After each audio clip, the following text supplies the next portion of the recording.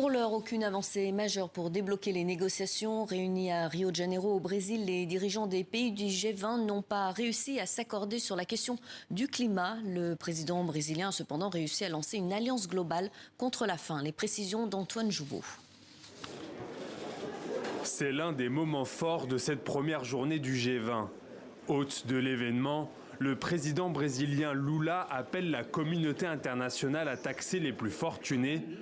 Un impôt minimum mondial encouragé par la France, l'Afrique du Sud, l'Espagne et l'Union africaine.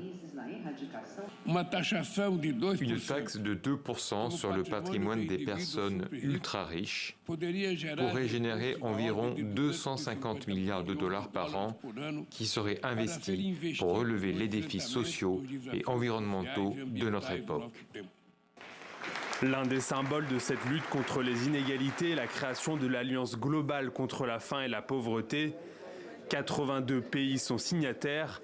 L'objectif est de venir en aide à un demi-milliard de personnes d'ici 2030. En marge du sommet, des militants tentent de faire entendre leur voix sur ces mêmes sujets.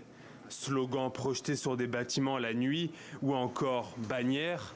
Les ONG veulent des mesures plus radicales, notamment sur l'environnement. Cette crise nécessite un financement plus important et il n'y a rien de mieux pour cela que de taxer les milliardaires. La lutte contre la crise climatique ne sera possible que si un processus de redistribution radicale des richesses est mis en place dans le monde entier.